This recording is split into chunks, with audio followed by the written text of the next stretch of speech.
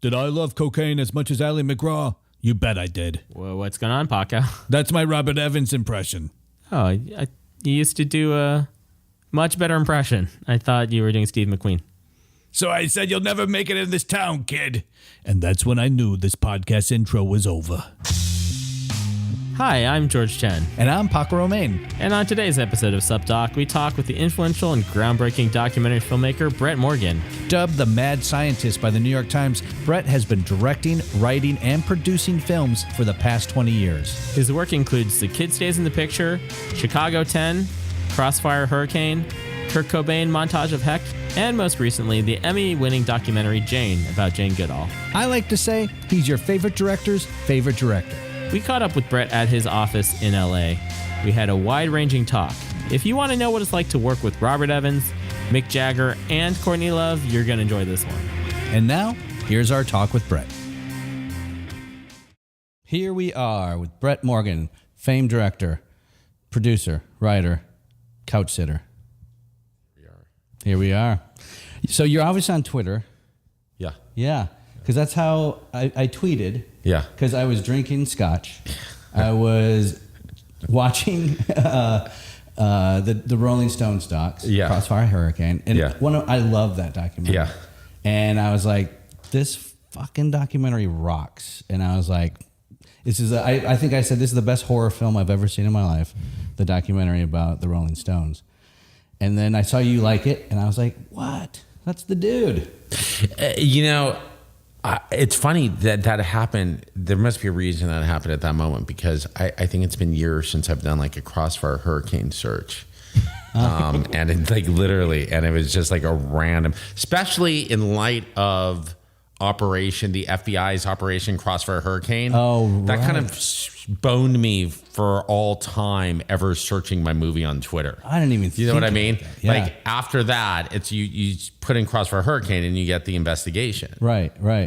Because I am definitely, I've been known to do searches on Twitter and read. I love reading what people write because they don't think you're going to look at it. Nobody ever thinks that. Right. So it's the most honest feedback. Right.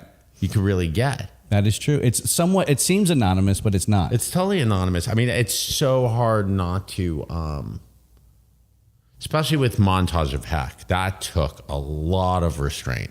That was like, I can't tell you how, I mean, I've had to mute so many people so that when I do a search for Montage of Heck, I don't have to see them show up on my feed anymore. Right.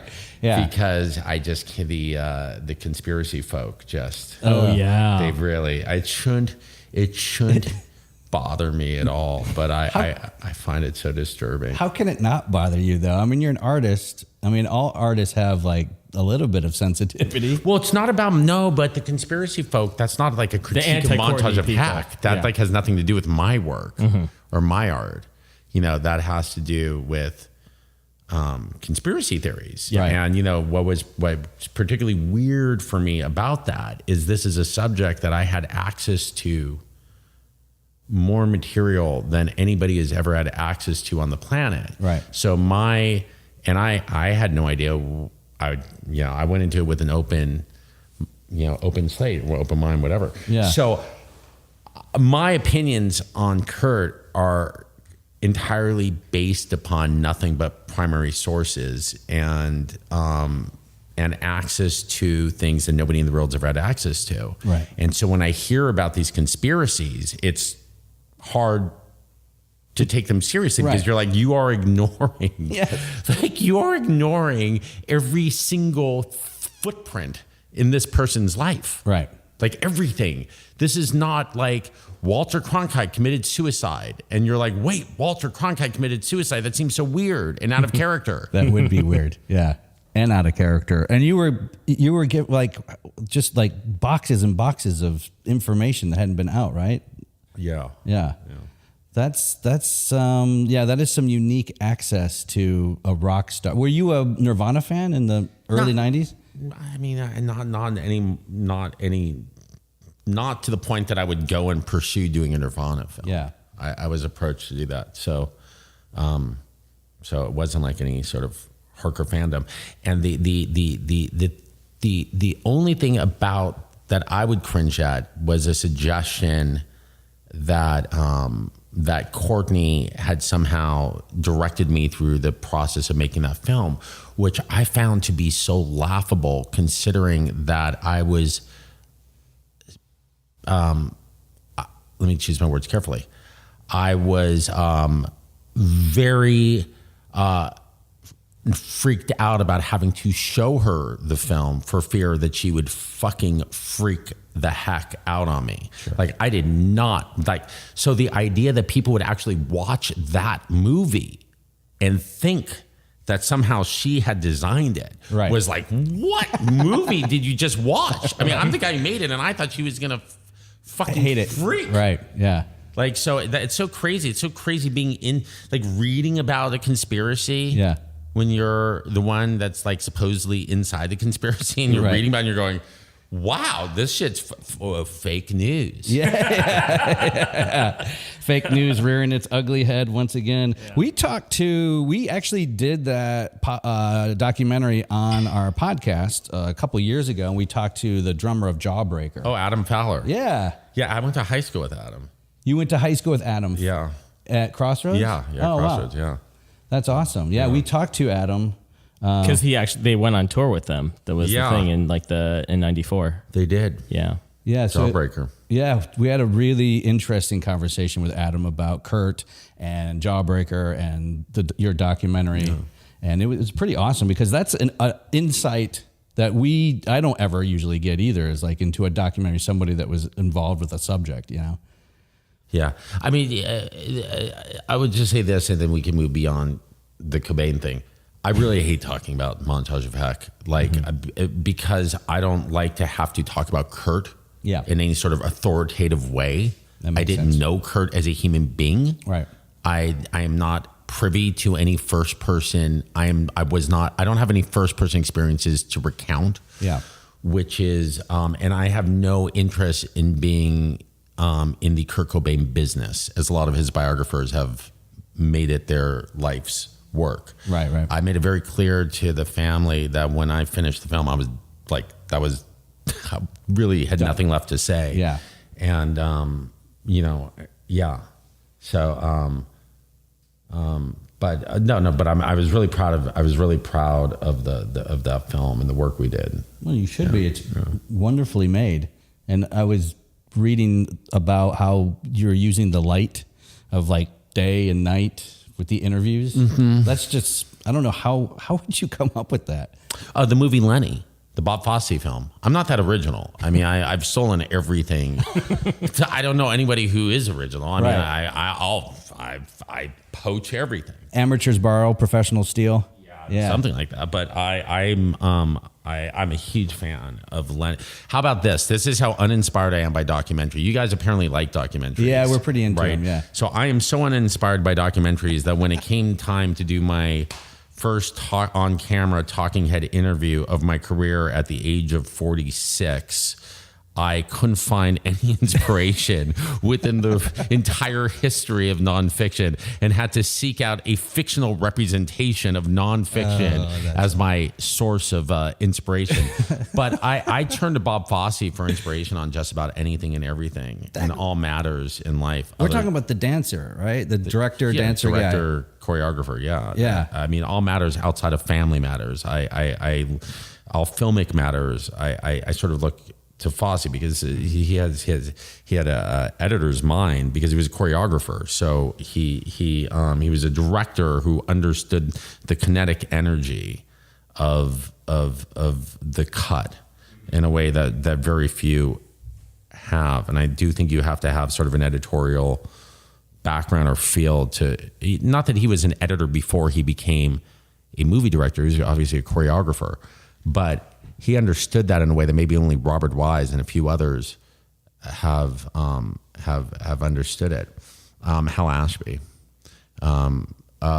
Anyway, where were we? Well, we're moving past Montage, and you're we were just talking about something that we're talking. Who were we? Bob Fosse. Oh yeah, Fosse. Yeah. So anyway, so the interviews. So in the movie Lenny, which is about Lenny Bruce, the Right. Dustin Hoffman film. There's 3 interviews that bracket the film. The interviews with Lenny's mom, his girlfriend, and his business manager. They're interviews with the actors, obviously, and they're designed. They're part of the script. But they're done so that you feel that they're going from day to night. And the effect of it is like that you were just sitting there for a really long time. And so there were 2 things. It wasn't just stylistically things that I borrowed from it. It was the idea of these primal relationships. When it came down to doing interviews for Montage of Heck, I was like, I don't want to interview 20 people. I want only the archetypal interviews. I only need one person to represent each faction of his life. I don't need 2 people. Mm-hmm. That way it becomes more of a stud. The interview has its own narrative flow to it, as opposed to just being an insert of a piece, so that there's almost an arc to the interview, which is generally what you don't get. Right. And so like the interview with Kurt's mom starts in early morning light. It wasn't early morning when we filmed it, but we lit it to look like early morning, and ends in almost pitch blackness, and with this like a rim light on her as she's talking about the last time she saw Kurt. And so that was taken from Lenny. Huh. And I applied it as well for Jane on the Jane Goodall film, for the interview that Ellen and I shot with Jane in Tanzania last year, a couple years ago. So you used that same effect in the Jane doc, where by the end of the interview, you were using... We went day to night back into day intentionally. Like I had already cut the entire film before I did the interview with her. So when the interview starts, it's, the promise of the future is bright. At some point in that film, there's a polio epidemic and she gets divorced and it's very dark and the lighting gets very dark. And then she has a sort of epiphany and changes her direction for the third act of her life. And so it's a new morning and the lighting changes, and it's not the light that started the film. It's a new type of lighting setup. Wow. That's pretty impressive. Why we won the Cinematography Emmy Award this year. It is. But do you think... On 7 minutes of original material. How about that? That's I said insane. to Ellen, we had a 2-day shoot. Yeah. And I was like, can you think of all the people who were involved in television production last year and all the grueling shoots in like the Arctic and all this stuff? I'm like, Ellen, you did 2 days of talking head and you get an Emmy for it. It's amazing. Yeah, that is pretty amazing. But is that for do you think like normal, just regular doc watchers will pick up on that? Or is that do you think about that kind of effect on just subtext is not intended to be, the films are designed so that if you don't pick up a subtext, there's still, you don't need to. Right. Like you and I can have totally different experiences watching a Kubrick film. Right. Because you're a scholar and I'm an idiot. And so I don't understand anything and you understand everything. Right. No, or I'm the flip would be... obviously that's what I was thinking, but I didn't want to come out and say it. Right. To be fair, they made a whole movie about how no one has the same opinion of a Kubrick film. Right. So right. Yeah, I mean, so the point is that as a director, I'm design everything via subtext. Everything is about the subtext, but I understand that those are codes and those are clues, and you can't expect people to pick that stuff up. So I'm assuming that most of it will not be picked up, and so you have to deal with the surface narrative. So there's always 2 things happening. I on Montage of Heck and Crossfire Hurricane, and particularly Montage of Heck, the song list of Montage of Heck, the songs that I selected to put the film together are not in chronological order of when they were produced. That was for a reason, that I didn't want to have to start, I wanted to be able to have all apologies where I wanted it and not be limited to the very end of the film. And so at the very start of that film, I went through all of Kurt's music, and the first thing in the script that I did was put the song lists in order so that if you're really reading the lyric sheets, They're just the order of music as it unfolds will tell you the story of the film. But I also assume that nobody is reading or the lyrics aren't penetrating anybody. Even something like "Smells Like Teen Spirit," I cannot assume that one is extracting any meaning off that. Right. Yeah. So you then deal with the overt narrative. I remember the first review Nirvana ever got was for the Love Buzz Big Cheese single we did, and it was in this hip magazine out of Michigan these scenesters were doing, and they gave us a bad review, and they said it was like Lynyrd Skynyrd but without the flares. Kurt was really hurt with that, and he was telling me that, and he goes, and I said, don't worry about it, they're just scenesters, they're hipsters, or screw them or whatever. But Kurt hated being humiliated. He hated it. He hated it. If he ever thought he was humiliated, then you'd see the rage come out. And so he was also very careful about and stubborn about how the way the art and the work was presented, because he didn't want to be humiliated. I could be humiliated, like I'd humiliate myself or whatever, but not Kurt. No. Do you ever put something in your doc that's just for you? Like you think like no one's going to pick this? The whole thing. The entire thing is a personal. I am literally, yes. I mean, not to sound too indulgent, but I'm making films because I want to see them. Right. You put yourself in the audience's viewpoint. 100%. Interesting. And I wish more directors did. Yeah, you would think they would, but it doesn't seem like, that's why I even asked, because it doesn't seem like people would take the time to think about how long. So when you get a project, how long from day one when someone's like, do you want to do this? And you're like, fuck yeah, to like. Well, that's not a fair question, because it could be years to get the financing in place. But going back to the audience, I want to know, I try to imagine where the viewer's eyes, ears, and thoughts are at every single moment. Now, obviously, everyone's bringing their own experiences into the film. So, I mean, there's obviously a lot that I can't control. But on a film like Jane, Joe Beshenkovsky, the editor, and I spent the first 6 months reworking the first 15 minutes of the film over and over and over again, trying to find the editorial rhythm of the film. And one of the things I talked endlessly and I was obsessed with, if you know the film Jane, do I have to, I assume people know the film Jane that are listening? It's about Jane Goodall, yes. Yeah. So obviously, if you've seen the film, Hugo, Jane's husband, the cameraman, gets introduced about 30 minutes into the film. And so for the first 30 minutes, Jane's in the jungle and we haven't introduced the idea that there's someone filming her, right? So in my mind, the viewer is going to be watching this going, who the fuck is filming? Right? Yeah. So like, why wouldn't you? And yet, once we introduce Hugo, obviously you're supposed to be self-conscious of the lensing. Right. But prior to that, we didn't want you to be self-conscious at all. And so what I found was if I held a shot too long, it would allow the viewer time to wander off and go, I wonder who's shooting this.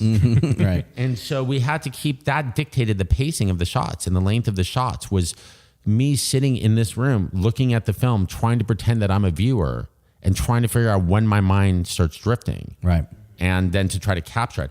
I was just saying to someone yesterday, it's kind of amazing, and I think this is kind of a sickness and a perversity, but when I'm editing, I tend to watch, as we get on the back side of it, I'll watch the film as much as 3 times a day for 6 months straight. So I can't tell you how many viewings that is. Now, I do 18-hour days, so that I'm here a lot. But what that means is I'll come in the morning and I'll start the day with like a clean, 90-minute screening. I'll take notes, and then at some point of the day, maybe watch it back, go home, see the kids, have dinner, come back, work on my notes, and then screen it one more time before I go. Every time I watch it, it's different. My notes I'll have all these notes at the morning viewing. The last viewing of that day, I'll have a whole set of notes to start working on the next morning that will be totally different than everything because I've already addressed all the morning notes. Right. And that's an amazing thing about film and how organic it is.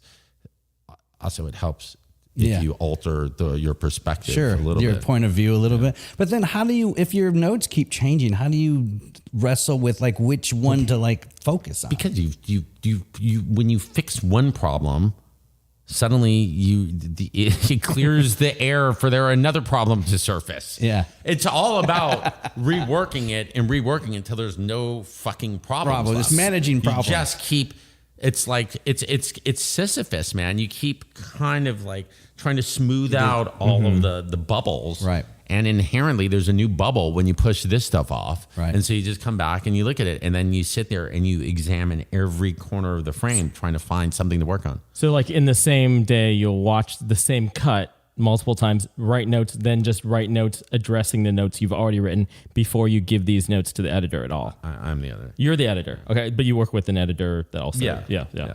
So you're giving yourself. But I'm not giving them. You're doing in all that context. I'm not. Yeah. Okay.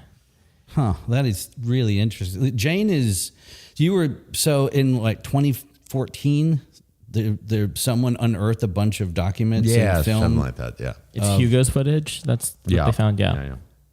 And did National Geographic come to you? What's the catalyst of that?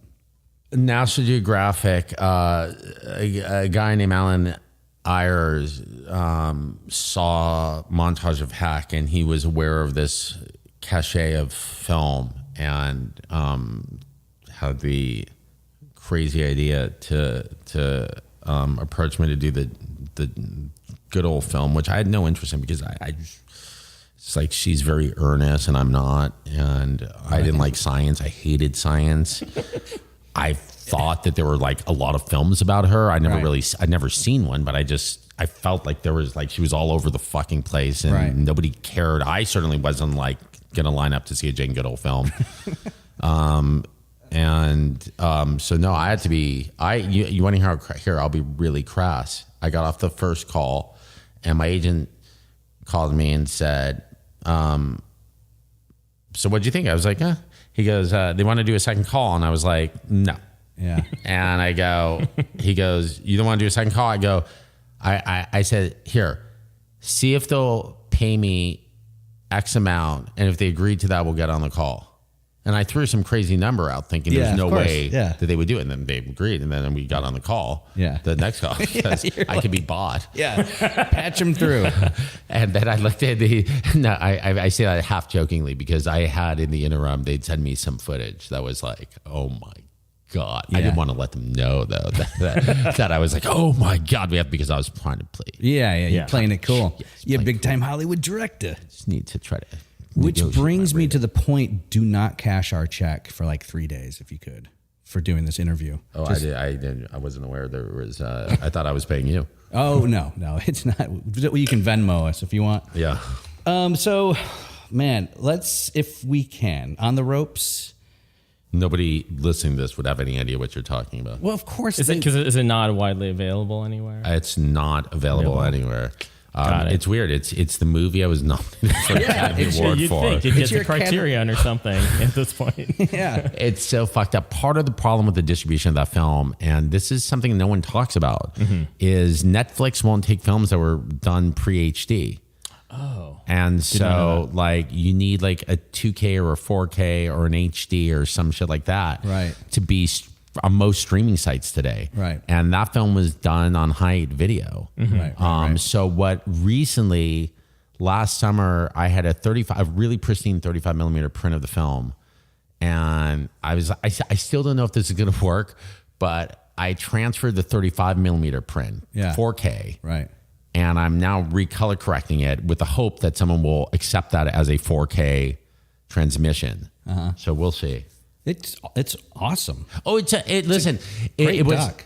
But even when we were making it, and that was really Nanette's like baby, like we were making. I didn't want to do it because I didn't think it was going to be a very commercial film. I had nothing. I was like in film school. Is there a doc that you've made that you wanted to do?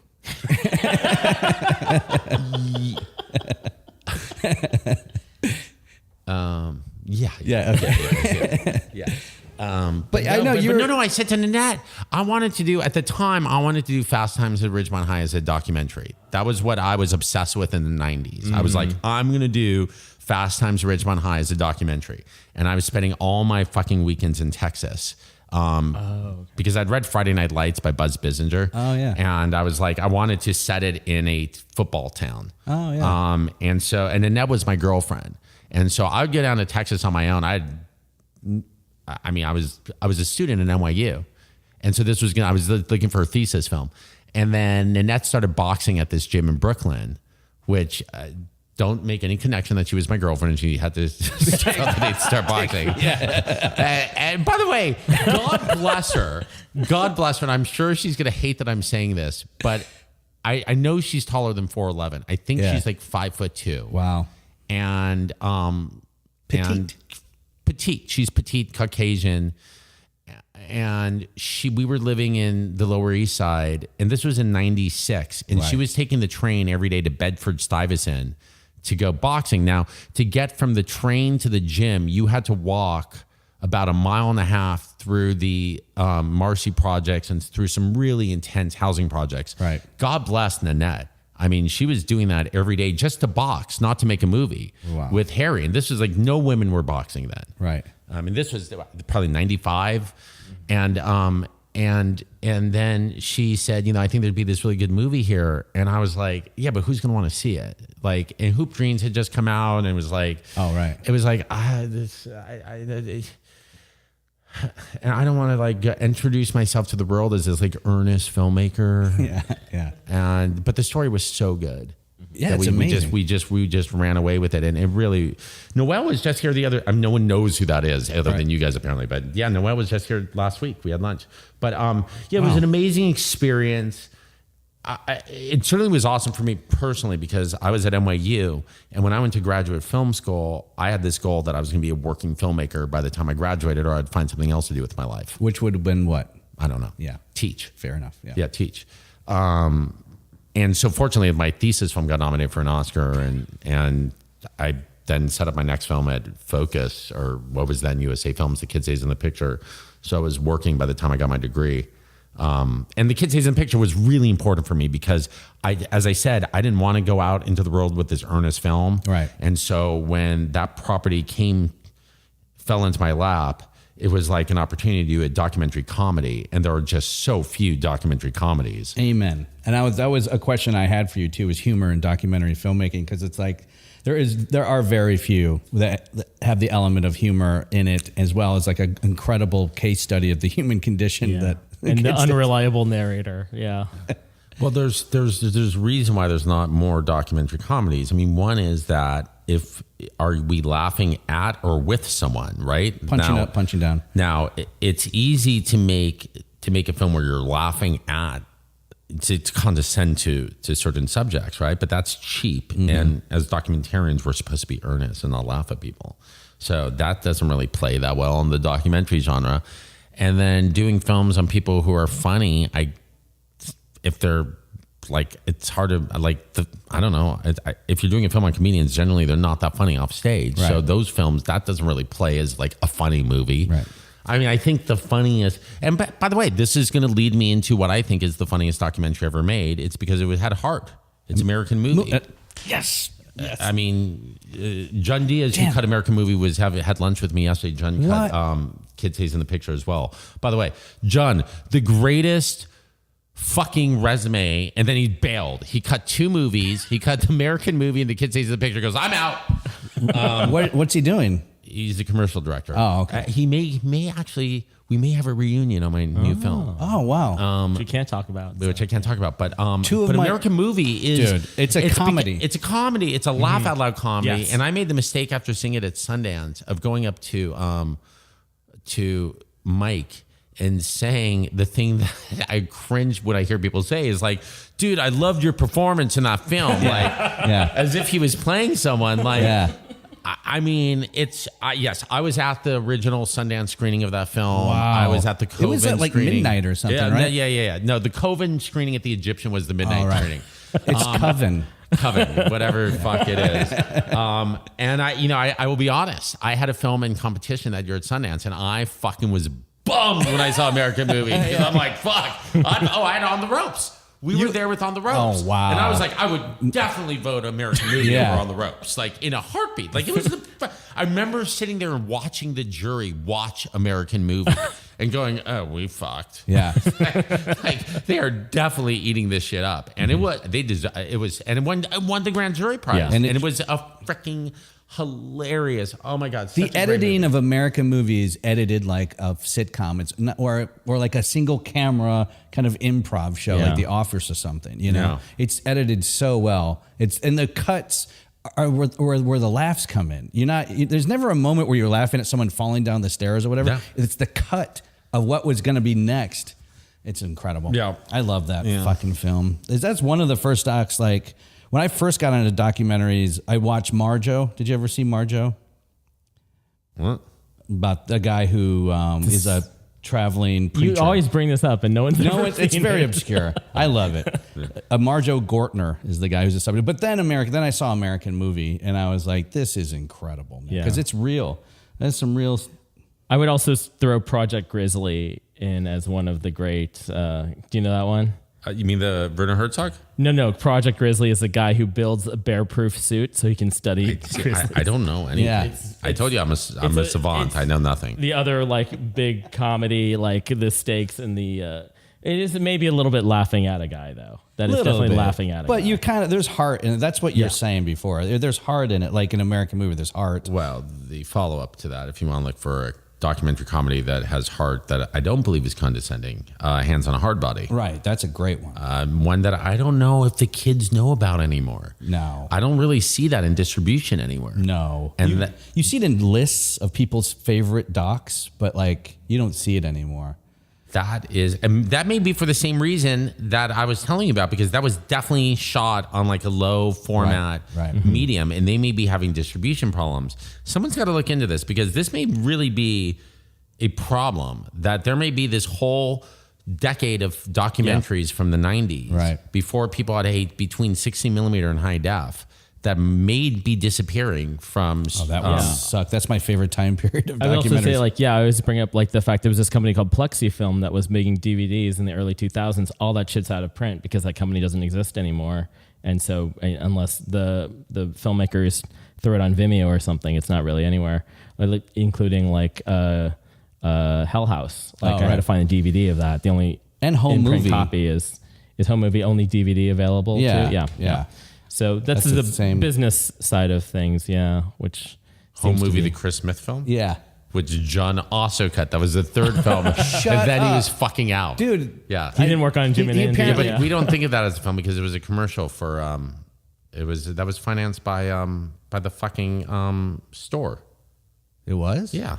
That's like a Home Depot? It was like either Home Depot or one of those companies, or Walmart or something. Oh, I missed that completely. Yeah. That was That was a piece of branded content. That was early branded content. No way. Oh, for sure. That's like Yeah. guerrilla marketing. Right. No. It was like early overt, advertorial. not guerrilla. That was like overt. I forget the brand, but that was definitely branded It was content. the Shit, I didn't missile know that. silo brand. Yeah. Yeah. Exactly. Wow. Yeah. I love that dude's work then, because he's really good. That's incredible. So and then he also worked on. Let's give him respect. It's Chris Smith. Chris Smith, Chris Smith is amazing. He also did the Jim and Andy doc. Yeah. I saw him at the Castro in San Francisco because they had the doc, and then Chris Smith talked, and I went up to him to be like, "Hey, I have a podcast about documentaries," and I just froze.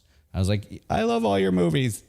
And he's like, "What's a podcast?" Yeah, and then he's like, "What's a podcast? Leave me alone, kid." Even though I think I'm older than he is. Yeah. I wanted to go back to what you're saying about music as your structuring form, because So it sounds you're like saying I'm far more accessible than Chris Smith. he's not on Twitter. Unlike He's Chris not on Smith, Twitter. I'm like, sure, come over. I don't know who you are, but come by my office. I'll fucking talk to anybody. Come, please. Like, I need to take a page from Chris Smith's fucking script. No, it's just I like Chris Smith's play. You're like, can I interview you for our podcast? And he literally throws blank I don't face. know what that is.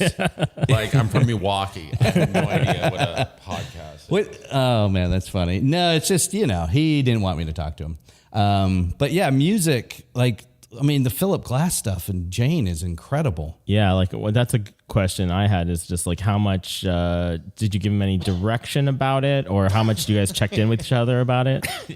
Did you just ask me? Not direction, I but gave Phillip direction. no, just like you give it, like It's you Mr. just like Glass. do whatever you want, and it'll be.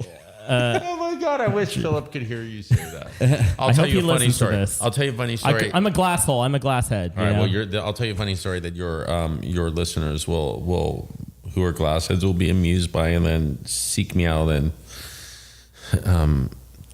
whatever. Anyways, the first 5 cues that Phillip sent in brought tears to my eyes. I mean, they were just magical. Now, I'd contacted Phillip before I started cutting the film. I made the film because Phillip came on board. Like, I got approached to do the film, and I felt that it needed, this is going to sound crass, I felt like it needed a hook, that it wasn't enough that it was me. I'm not a no-name, I'm not a name filmmaker. So it wasn't enough that it was like Brett Morgen doing Jane Goodall. That's not enough to make you go see a Jane Goodall film. And I thought, like, I wanted it to be musical, and I wanted it to have a singular voice in that world. I love like Cat Stevens and Harold Amott. I like films that have like singular voices, musical voices. And so, and then I started to conceive of it as like as sort of an opera. So I wanted a strong musical presence for both aesthetic purposes and also marketing. And to me, that only meant 2 things. It was Phillip Glass or Brian Eno. Eno won't score a picture. He'll just give you a bunch of stuff and you cut to it. And because of Jane needed to feel like an opera, I had to be able to connect image to, it had to be synchronized. So Phillip turns in his first 5 cues, and again, this was 2 years or a year and a half after I'd commissioned him. And they were amazing. They were magical. And I had tears in my eyes, and I get on the phone with him, and I said, I'm just so overwhelmed. I go, just don't touch. I just, please keep going. And he goes, well, it's okay to give notes. Like you can be critical. I go, honestly, I'm sure there'll come a time where we'll laugh about you saying that to me. But right now, I'm just, please keep going. So that was cues 1 through 5. We did 38 cues on the films. Cues 6 through 38 were rejected probably more times than Phillip's ever had cues rejected. Right. I mean, it was a horror show for I think mainly for him, honestly, because I don't think he anticipated how hands-on I was going to be. Right. Either from that first phone call or on. The thing when you're working with someone like a Phillip, I mean, I'm not going to pretend I'm not even worthy of being in the same state with him in any kind of conversation about music. Yeah. I know nothing about music. Right. I know my movie, and I know what my movie needs. So now we can talk. And I don't care. I respect you, which is why you're here. And I believe you're the best person to help me achieve what's in my head. But I'm not going to sign off on this if I don't like the way it sounds. Well, you can't. Right? You can. Yeah. Someone could go, well, it's Phillip Glass, and I'm not going to tell him no. Right. That's not me. Yeah. Yeah. Because he's going to go on and do whatever. I'm going to live with this film for the rest of my life. Right. I have to go and tour this film. I'm going to watch this film. It's inconceivable to me that I would let something go. Yeah. Now, to the point that there were a couple things that Phillip, to the very end, I was not satisfied with. And I had to pull instruments out in the mix. Wow. Yeah. Oh. You guys want to hear? I mean, this is you have the stems. You have all the stems of the. This is going to Glass sound recording. awful. Oh, we remixed from scratch. I got his mix and I tore it apart. Wow. Well, I'm going to say this now, and again, I say this in all due respect. Yeah. I had edited the offline in here. Phillip presented when we signed off on his compositions on they were MIDI. And so I locked picture to those. I fine cut to those MIDI compositions because I needed everything to be synchronized. when I got the mixes back from the final orchestrations, they had changed the mix. So some of the instruments that I had been cutting to, I could no longer hear. And so it suddenly looked like everything was out of sync. Oh, fuck. And because with classical music, you don't have percussions to cut to. Right. So you have to choose like the strings or some section. And so I was fucking pissed, dude. I had to spend 3 more months trying to recut the fucking movie again. Shit. I'm sorry, that was fucked up. Yeah. And so I did what I needed to do, and I got the stems, and I mixed it the way that it was in my head, right? So where this becomes a bit of a problem is suddenly we find out that the movie's going to have its world premiere at the U.S. premiere at the Hollywood Bowl with live orchestration. Oh, no. And it's going to be Jane and Phillip and I in attendance. And it suddenly dawns on me, what arrangement are they going to be performing? Right. Because if Phillip sends his cue sheets over, the film is going to be out of sync. Right. Yeah. And I don't have any cue sheets. Yeah. Like, we've rearranged the entire fucking compositions. Right. As it turns out, someone had thought that out for me. Wow. And when we went to Warner Brothers, when I showed up at Warner Brothers for the rehearsals on the soundstage, they were working off the arrangements that we had mixed to. However, there was one cue that even after getting the original recording, I kind of still preferred the MIDI. Yeah. Yeah. And there was no amount of mixing that was going to help it. I Right. just liked the MIDI. Now, The sound or what? the sound Yeah, of it, the yeah. quality, the tonal quality of it. Now, Right. this is sacrilege. Yeah. Yeah. I prefer MIDI to live orchestra. I remember Phillip joking about that, that he had once had an experience where, like, I literally remember sitting in the room and he said that to me. And so I was not going to say anything to Yeah. him. No. But listen, I mean, dude, I'm in the mix. I'm going to go with it's my movie. Yeah. You know what I mean? So I used the MIDI version and for the film. Well, I'm at rehearsals for the thing, and the orchestra starts fucking getting ready to play that cue. Yeah. And I go, excuse me. Mr. Glass. No, Glass wasn't there for the rehearsals. Which, by the way, he wasn't there for the rehearsals, so fuck that. If you're not going to fucking be here for the rehearsals, bro, you lose. So Gotta go to the rehearsals. I walked in and told the conductor, I'm like, you guys don't need to do this. He goes, what? I go, yeah, we'll just take a break on this one, and so then I had to call the sound mixer and make sure that he had that recording into Right. the tracks that are going to the Hollywood Bowl. That's hysterical. No, I have to say, I'm sure I sound like a total ass. I decided to work with Phillip because he's my favorite composer, and after working with him, he is my favorite composer times 3. Oh, wow. And I loved what he did for us on Jane, and I have the greatest respect. And I'm not saying this because I don't intend to work with him again. I don't, if he thinks I'm an ass, whatever.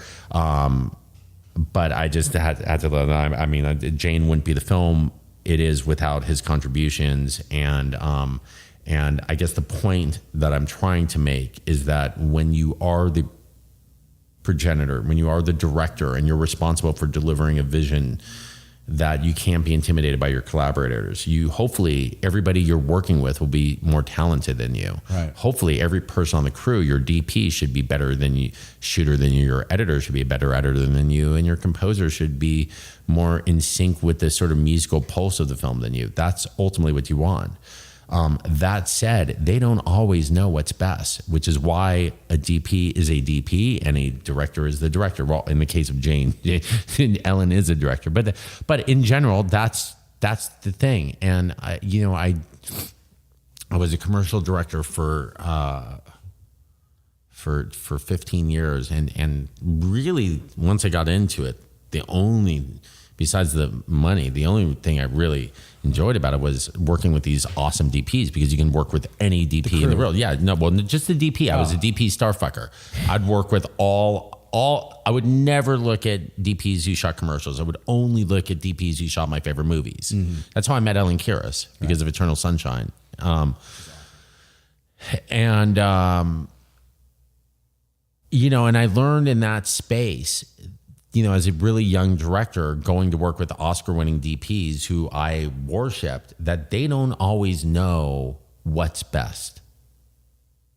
Oftentimes, they're just, especially in that context, they're coming to work on a 2-day commercial shoot. This ain't a big deal. They weren't thinking about it. They weren't up at night worrying about it. No. Like, but this is my skin, bro. This is like, I live in this space. Yeah. You know what I mean? Like, I same thing, like, is analogous to working when I worked with the Stones on Crossfire Hurricane. And I had to talk to Mick Jagger. I did 15 interviews with him. And, you know, it was just one-on-one, no film crew. So it was, most of the time we were at his house in London, in Chelsea. And I'm not a musicologist, right? So is it intimidating talking to Mick Jagger about music and blah, blah? I'll tell you what, if I was going to converse with him about Willie McTell and Sonny Rollins and musicians, I'd be way out of my element and it would have been horrific. But I'm there to get material for a movie that I'm making. So you are now in my role. So before we start, I just want to ask you, how's your memory? It's pretty good in some places and actually completely non-existent on others. I mean, I can remember some things, but not other things. But then it's written down usually somewhere. What do I tell you? I can't remember much of it, to be honest. With me, we'll cover a lot of ground and it'll just be natural, you know, whatever happens. Have you got a light? Yeah, sure. Oh, I got one. I'm amazed by it myself. I mean, it's, you know, it's almost a fairy story, you know? Obviously, you have that in the back of your mind that, like, your next project could be your last, but somewhere along the lines, you learned work ethic. Was that from your parents or? No, it's just like total fear of failure. Yeah. And that really is what it is. And that's not like it's not like a psycho play. Here's the reality is, people who are on the outside or trying to get into the industry or are starting off in the industry would probably like to think that there's a place that they can arrive at where they can hit the cruise control button. I'm here to tell you that this is how it really works. Montage of Heck in 2015 received 7 Primetime Emmy nominations out of 7 categories. There were only 7 documentary categories. We got it nominated in every category. I myself received 4 Emmy nominations, Primetime. I do not believe a single call came in from the moment we got nominated to anywhere. And I remember coming to work that day of the nominations, and I said to James Smith, my producing partner, I said, "Hey bro, you hear that?" And he goes, "What's that?" I go, "That's the sound of success." He goes, "What?" I go, "You hear the phones ringing off the hook?" I go, "Yeah." He goes, "Yeah." I go, "Yeah, get used to it. This is how this industry works." Jane, same thing, 7 Emmy nominations this year. And we won, a couple Emmys. Yeah. Nothing, dude. No job offers. Nothing comes in. No phone ringing. Nothing. There's no safety net. You have to make it yourself. You have to write your own script. Interesting. Don't wait for the phone to ring. Is what you're saying. It doesn't ring because there's aren't a lot. Most of the people who are quote unquote documentary producers are, sorry to expose y'all, but at this point, drop. They're not coming up with ideas. Their young filmmakers are coming to them because they're known entities and pitching them stuff. And it's not like there's these producers who have these ideas and are like, let's find a director for them. Right. Directors have to come up with their own ideas.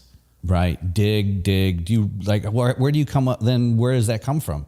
Now, I'm going to say something to contradict that because that's who I am and there are no absolutes. I've probably been not hired with like a budget in hand and everything. I've probably been hired for every film I've done, but the film I've made bears no semblance to what I was hired to do. For example, I was brought into Robert Evans' universe, not to do The Kid Stays in the Picture, but by a woman named Pam Brady, who wrote South Park the movie, Okay. And when South Park the movie became a huge hit, her agent said, you could do anything right now with your career. What do you want to do? And she said, I want to help resuscitate Robert Evans' career. No way. She was a huge fan of the book, The Kid Stays in the Picture. She met with Bob and she said, I want to write a screenplay to bring you back, because Bob was in the jungles at this point. Right. And he was like in total seclusion, outside retreat. And he had had a heart attack recently. And so she came up with this idea to do I think, if I'm not mistaken, a comedy called Black Eyes Figure Skating, professional figure skating comedy for Chris Rock. That would be Bob's vehicle back. Yeah. And Bob had invited her to move in with him for 3 months to write the screenplay. And Pam thought that would make a great movie. And her attorney happened to have been the guy who drove me to school when I was growing up. And he had seen On the Ropes. And so he said, hey, I know this documentarian. That is how I ended up doing The Kid Stays in the Picture. You were going to follow Pam while she was gonna hanging out at Bob's house. And then we raised $1.5 million to shoot that film. This is what I'm about to tell you is a true story. It's actually Bob's version of this story is in his sequel to The Kid Stays in the Picture, The Fat Lady Sang, chapter 10 or 11. I actually made it as a character in his book. Here's what I'm about to tell you is probably not as he tells it. But what happened was we were going to start shooting that film the Monday after the Academy Awards. So Friday, the Friday before the Academy Awards, 2 days before the Academy Awards, Nanette and I were doing press for On the Ropes, because Tyree Manson, the main character, had got a furlough to attend the Oscar ceremony, which was the breaking story of that weekend. No way. We had the cover of the New York Post when that meant something. We were going to be the whole story in 2020 that night. I mean, on Nightline. It was like Oscar weekend. We had the bonanza. And I get a call from my agent at Endeavor, and he said, I just received a call from Graydon Carter's office at Vanity Fair.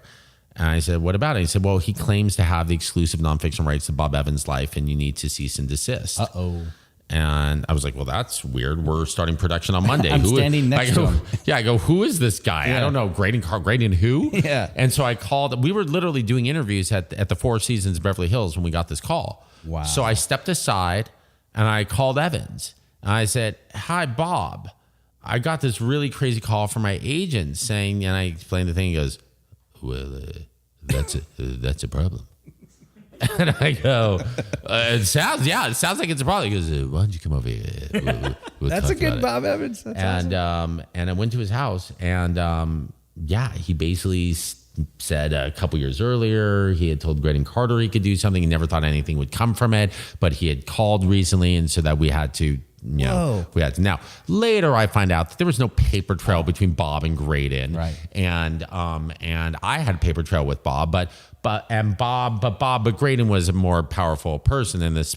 That Bob was not going to turn down. He's the editor, right? Of Vanity Fair. The editor of Vanity Fair shows, and then I went back to my apartment in the Valley when 4:00 that day. I was feeling very dejected, even though I was going to the Oscars 2 days later. I get a call. This is no bullshit. I was packing up at my apartment at La Stancia on Vineland and Ventura to go stay at the Chateau Marmont, where TLC was going to put me up for the Oscar weekend. Whoa. When the phone rings, I pick it up. I go, hello? Evans here. Hi, Bob. How fast can you be at my house, kid? Probably in like 25 minutes. Why? He goes, Graydon Carter's here. He wants to meet you. Oh, shit. Get your ass over here now. Click. I fucking, like, I had just been gutted by this guy earlier in the day. And then I raced over fucking Coldwater thinking I'm now in The Kid Stays in the Picture. Yeah, right. This is so dramatic with Oscars weekend and everything. Yeah. And I went to Bob's house. I met Graydon. He told me what he was going to do, The Kid Stays in the Picture. And I said, well, listen, you're doing that. We're doing Bob today. Why don't we do both and just do them under the same umbrella? Smart. And we'll do The Kid Stays in the Picture first. Smart. Because that sets up for the second one. And so we made a handshake deal there. Now, flash forward months later, when I really know Bob well, it's very clear to me that there is no way in hell Bob would have ever done a cinema verite documentary, ever. I said to him, and we're sitting there, and I go, Bob, you were never going to do that documentary with Pam and I, were you? And he goes, never. That's awesome. I go, well, why in the world were you stringing us out? And he goes, look where it's brought us. No, get the fuck out of here. That's fucking Evans, dude. Wow. And anyone who says otherwise can fuck off. That's because that is the genius of Bob Evans. He didn't know where it was all going to lead us. But somehow it all led to making a very successful documentary. Very successful. Wow. And it's like when he did Chinatown, he didn't know what the script was about. Right. But he had a gambler's instinct. That small little Polak. That's... By the way, he quotes me in his book, The Fat Lady Sing. He does? There's 3 chapters dedicated to my collaborations with him. So it's amazing reading him writing about me. Yeah. So there's one point where we're in his book, we're at the Kid Stays in the Picture premiere at Sundance. Yeah. And there's this quote, it's so classic, where I go, you hear that, Evans? That's for you. Now get out there, kid, and show them what you've got. Sounds like you. I'm like, Evans, you made me sound like some vaudeville. It's like Joseph Pevney, like some 1940s like Hollywood director. Like, get out there, kid. I'm like, who the fuck talks like that? Yeah. Get me a sarsaparilla. Exactly. Yeah. No, I loved it. It was such an honor. Dude, that's an incredible fucking story. That's amazing. I love that. That documentary is so fucking good. Yeah, dude. love that one. The year after it came out on DVD, I bought everyone in my family a copy of that for Christmas. And everyone was like, what the fuck, dude? But I'm like, this doc is so good. Like, you just have to watch this. And then it became, everyone loved it. Matter of fact, there was my buddy and I started like a comedy video production thing, and we used when he comes in from Paramount and he sits on his desk being like, now that you're watching this. Of course it is. Yeah. So we mimicked that when we were trying to raise money for our video production comedy thing. Yeah. Awesome. That's a hilarious. Do you still talk to him? Just there the other day. So I, at one point, wanted to shoot a documentary called "Searching for Robert Evans" because I've always wanted to meet. Would he answer the door? Not to you. No. Yeah. But if we brought you, it's Paco. No offense, Paco, but Paco from the 30s. No offense taken. But yeah, I'm like, I worked with you on Chinatown. Don't you remember, Bobby? I love that. That's awesome. And then how do you? I have so many questions, but like, how do you sitting down with people that are bigger than life like that, like Mick Jagger, like Robert Evans, like and Oliver North, like how do you approach something like that? I mean, you said it earlier. You're like, this is my fucking job. And yeah, you just don't act like a fucking idiot. You've hopefully done your homework, so you know something about them. Because the worst thing you could do is ask them the most obvious question about themselves that you will just, that's where you can lose someone someone like Mick. You would be a shutout if you just like shut up ill prepared. But unlike you with your listed written questions. Yes, thank you. I will tell you, I write my questions out, but I never, ever break them out in front of the subjects. They have no idea that I've written any questions. I would never let someone see that. Also for my own edification, because when I'm doing an interview, you know what I do? When we take a break, I check my notes to see if I've covered all the stuff that I intended to cover. That's smart. But I've learned that if I have the questions in front of me, then I'll go off. Then I won't be right. You're not present. Yeah, I'm not present. You don't do the Errol Morris thing, the in Terratron? Yeah. For a lot for advertising, I've used it. I've used it a lot for branded content and shit. Oh. Yeah, well, I just haven't done it in my feature doc stuff, but yeah, I've used it. I like it. I think it's really effective. Yeah. Oh, that's interesting. So for branded, when you're just talking to a non-actor or something, I'm not sure what that meant. Branded content, like you're doing commercial directing. Yeah. Uh-huh. Yeah. But so when you go and talk to these bigger than life people, you just obviously do your homework, go in with like an idea, don't let them take it over. Letting them take it over Well, I mean, I haven't encountered anyone who wanted to take it over. Because, these people have told their story so many fucking times. They don't even want to tell their story. Right. So they're not there to take anything over in that sense. Interesting. That I've experienced. I mean, and in fact, each experience is very different. Mick asked me to be there. He was the one who hired me to make the film. He was a producer on the film. And so he had final cut. Yeah. And because he had final cut, I said to him from day one, I'm going to ask you anything that comes to mind, because at the end of the day, I can't use it unless you tell me I could use it. Right. So that meant I can go anywhere I wanted to go, and he couldn't kick me out of the room. Right. Yeah. The way he could with another journalist. Right. Like another journalist, they ask a question he doesn't want to answer, and he could very easily look at his handler, and they would step in and be like, "That's it, thank you very much." I said to him, "You can't do that with me. You won't be able to, because I'm making this fucking movie. I'm DGA, baby." Yeah. Yeah. Like, we got a signed deal. Yeah. I'm making this film. So you can't. So you're stuck with me. He didn't like me. At one point, he said to me, he goes, like, you and me, bro, we're not friends, you see. We're in a business relationship. Perhaps, but I don't think so, but perhaps one day we'd be friends. But right now we're just in a business relationship. Whoa. How does that feel coming from Mick Jagger? I didn't really want to be his fucking... Yeah. Well, let's just say it was fine. Right. Touche. Right. Yeah. What about Keith? Oh, right? There's my fucking brother. That's bro. the guy. Okay. Yeah. That's a whole fucking nother story. Yeah. man. No, we got time for that story. Yeah. I mean, that's my fucking... That's the dude. Dude. Like your drunken Here's the brother thing. or something. Everything that you think, everything that you wish on the outside about the Stones is true. Wow. That's nuts. And Keith is the fucking... His book was amazing. His book's amazing. Keith, I'll tell you what's better than his book. Sitting there and fucking talking to him. That was better than the book. And I don't mean because he was in the room with me. I mean, unfiltered. It was fucking... He's one of the greatest storytellers I've ever sat down with. Nothing off limits. Nothing off fucking limits. And the thing, what I was going to get at, the reason I brought this all up is that's called Testify. Him and Mick, when we did Crossfire Hurricane, that's Shoah. Those guys are fucking laying down wax to get the fucking history down while they could, because they knew they're getting older in their years. Right. And it was now or fucking never. And they had not had an opportunity with a single interviewer to sit there and fucking go through their entire history like that. Nobody had ever done 85 hours of interviews with the Stones. So they were fucking there, and they were going to fuck, and they knew they had control. So they were going to, it was just, and it was all, there was no crew. It was one-on-one. So everything was intimate, mano-a-mano, like no fucking, I would antagonize them on purpose to try to get, reactions out of them when necessary. Like, it was intense.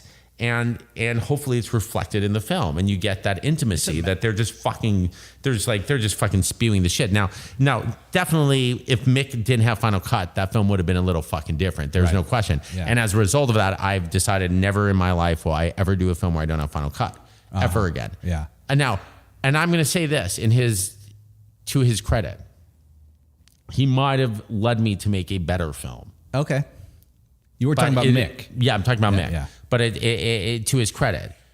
But that wasn't, he didn't lead me there. He led me there by telling me what I couldn't put into the film. He didn't tell me what to put in the film. Yeah. He just would say, no, that's not going in, that's not going in, that's not going in. And I go, well, you took out my story. And he goes, well, that's your problem, figure it out. So to speak. I don't want to put words in his mouth. Right. Was there any footage in Crossfire Hurricane that hadn't been shown before? Oh, dude, here's the fucking whack thing about Crossfire Hurricane. You ready? Yeah. Yes, I am. All right. So as you know, I have ventured into the social media world to see what people write about. Yes. So at the time Crossfire Hurricane came out, that was, I got on Twitter that week because to see what people were saying. It was an amazing experience, like to be on social media as the film was broadcast. I never had anything like that. It was amazing. That's so cool. As an artist to have that immediate feedback, like second to second feedback. Oh fuck, dude. What was the question? Was there anything in the film that hadn't been shown? Yeah. Okay, so here's the thing. He said, was there anything in the film that hadn't been seen? Okay. Almost every song heard in that film had never been heard. Almost every version I ran is a unheard version of that song. Nobody fucking commented. Not one person, dude. The most hardcore Rolling Stones fans on the fucking planet never commented about the fact that as a fucking gift, I got the Stones to let me have carte blanche access to their archive. So if I was going to play No Expectations, I wasn't going to use the album version. I was going to listen to every fucking take and use the one version that I thought would make the most sense. And in that particular, the song No Expectations from Beggar's Banquet, if you listen to it in Cross for Hurricanes, it's a totally different set of lyrics. Oh, wow. And it's the only time Mick ever sang those fucking lyrics. Wow. Again, you remember I was like, don't ask me specific because it was like 5 years ago, so I can't remember which lyric he changed. Yeah. But go back and fucking watch that, dude. Wow. He changed the lyrics to something that was so apropos about Brian that that's why I chose that version of the song during the Brian sequence. Keith during so cool. During fucking the Hyde Park concert. Now here's the thing is the Hyde Park concert, the music sucked. The band sucked. It was they were all out of see, I know shit about music. They were out of tune. They were all out of tune. The music's awful. So if you watch my version of Hyde Park, you don't hear them playing. I force synced it to a fucking demo of Salt of the Earth with only Keith singing. Oh, fuck every Rolling Stones fan for never saying thank you. Nobody ever acknowledged that, dude. Yeah. It's Keith going, It's like, dude, how has nobody on this fucking planet ever gone to Twitter and said thank you to whoever the fucking person was who found this version of Salt of the Earth, one of the greatest Stone songs ever heard. Wow. Oh, and by the way, the Stones didn't play Salt of the Earth at Hyde Park. What is that doing in there? That's every amazing. Fucking song. No Stoneheads. Gotcha. Dude, during I play I think She's a Rainbow during the bust. That is a demo version that nobody had ever fucking heard. Wow. Same thing with Let's Spend the Night Together. Right. Dude, the whole fucking movie, the entire soundtrack are unheard versions. I didn't know that. Wow. Through and through. I just didn't come out and say it. Right. Till now. And almost every frame here's a fucking mind fuck. Jane. Basically the entire fucking movie there's I think only seconds of that film, maybe a minute total that had ever been seen before.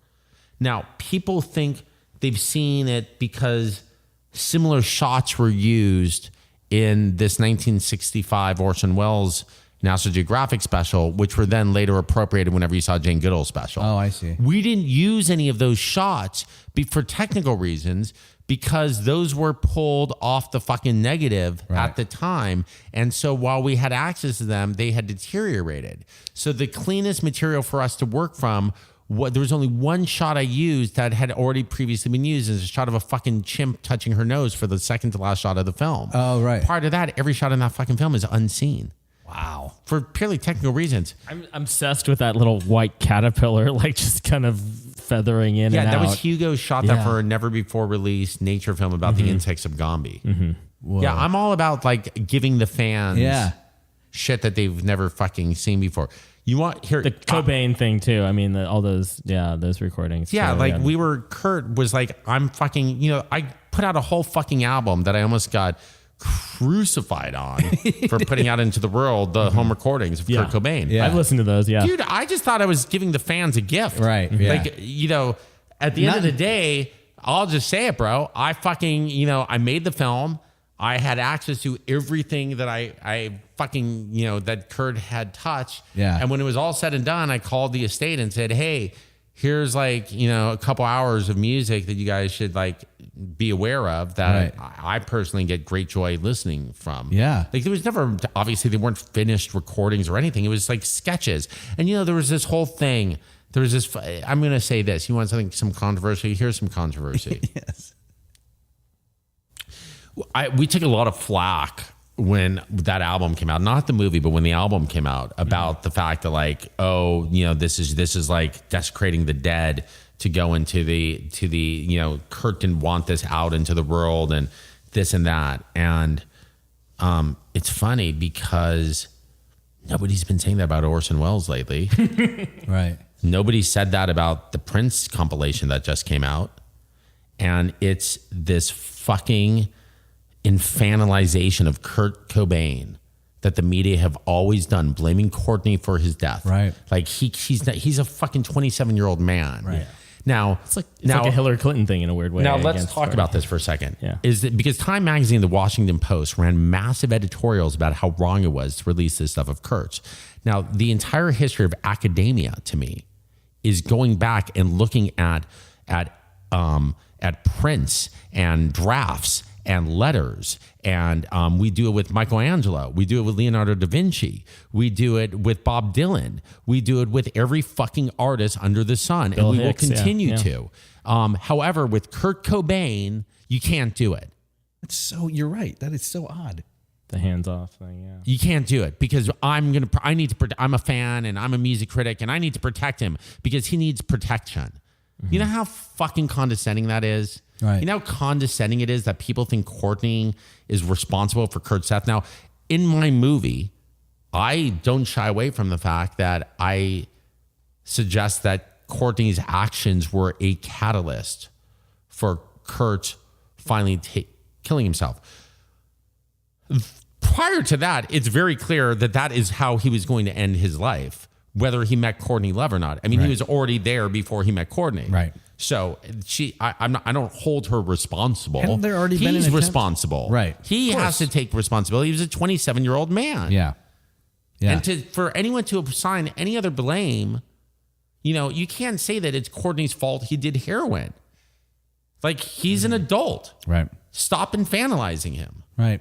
Interesting. She was a different type of drug user than him, that's for sure. She could handle her drugs more than him, but I'm privy to shit that nobody on the fucking planet, including their friends, have ever heard, because I've heard hours upon hours of fucking audio cassette running of the two of them, which they didn't even know the audio cassette was running.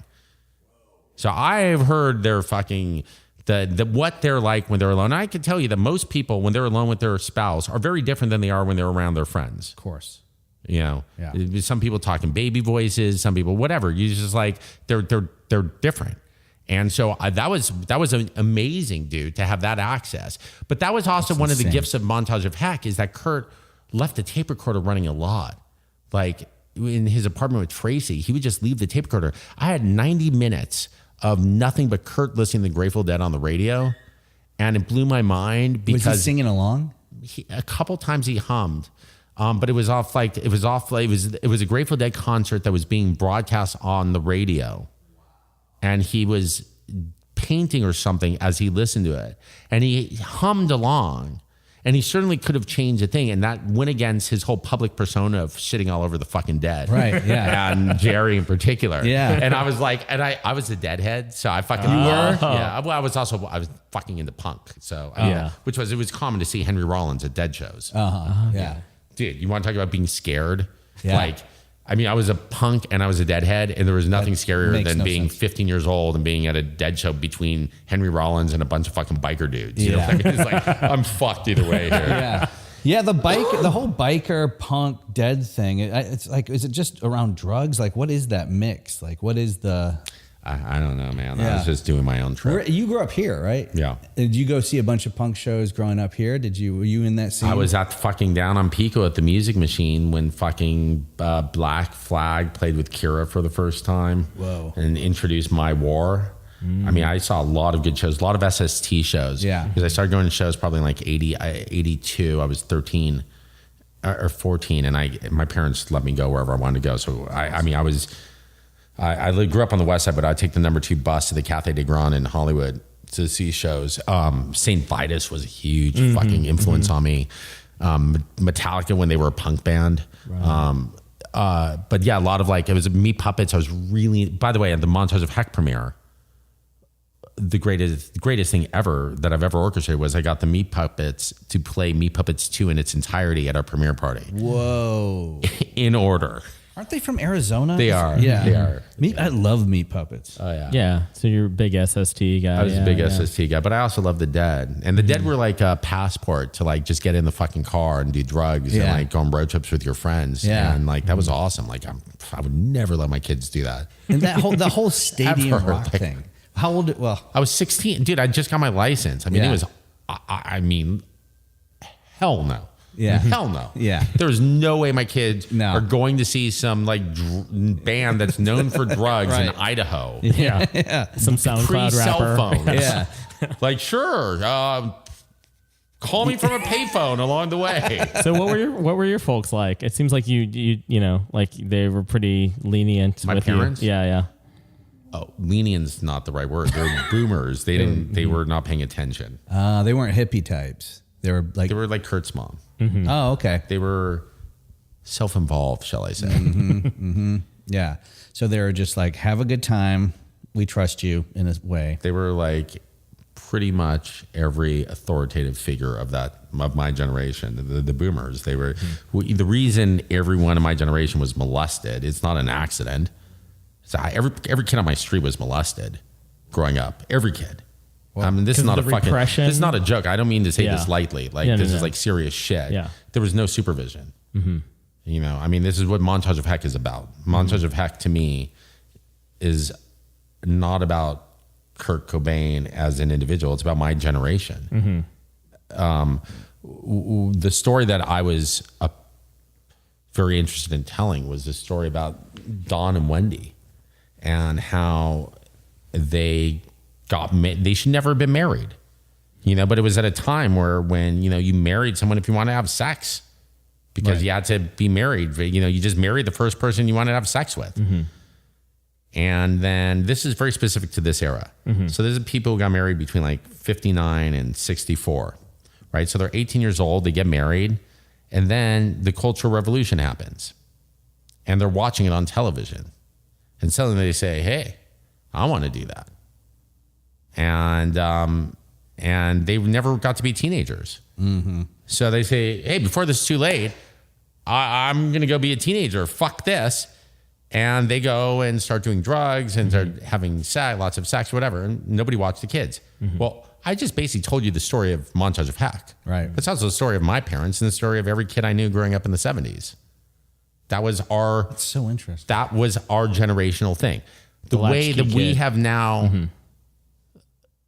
Now, my generation are the most hands-on parents the world has ever seen as a result of this. Helicopter parents, yeah. Yeah, very few kids, I would imagine, are getting molested these days compared to the 70s. Because I could just say with my own children, they've never been unsupervised. I have 3 kids. There was not a single moment where they were left unsupervised around a man.